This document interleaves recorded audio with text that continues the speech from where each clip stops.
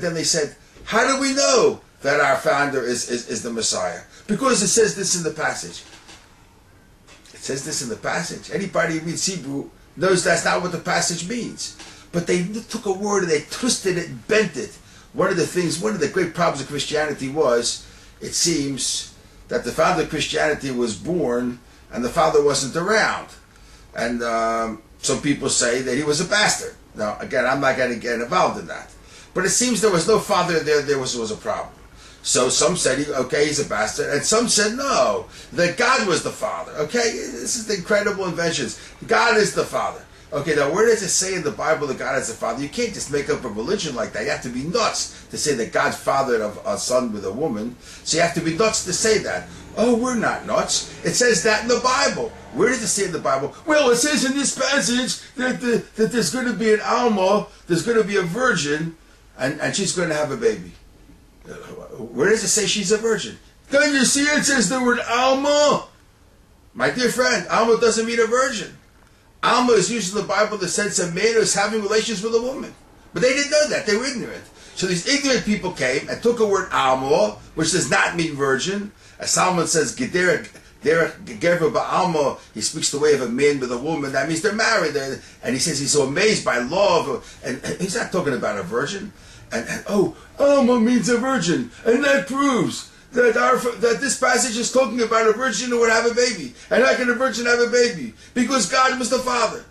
This is pooh. But this is, and this is what millions and millions of people believe. They don't take the scriptures. They don't have their own scriptures, and they go and take the Jewish scriptures, and they see in the Jewish scriptures proof that the Jewish religion is dead, and that their Messiah is the new God, and they have all types of proofs. And this type of idea of taking words and twisting them and bending them and mistranslating them is what happens when they go and do Talmudic criticisms. And of course, there's a lot more to go into the various things on my website, JewHaters.com. I have a whole list of things that they claim to be horrible, and anybody who would read it will see just how horrible it is. They take things and twist it until religious people who believe in the Talmud, they rape little girls, they have all types of things, and that they hate Christians, they hate non-Jews. And we have to be more specific to go on my website. We discuss many of these attacks, and we hope to do more. And this video is the beginning, we hope, of more defense of the Talmud in video form.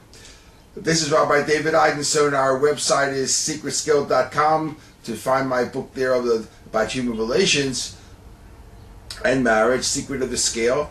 And our website about hate is JewHaters.com, that I founded with a Nazi, who I still feel I've spoken to him, and I really like him. I think he likes me.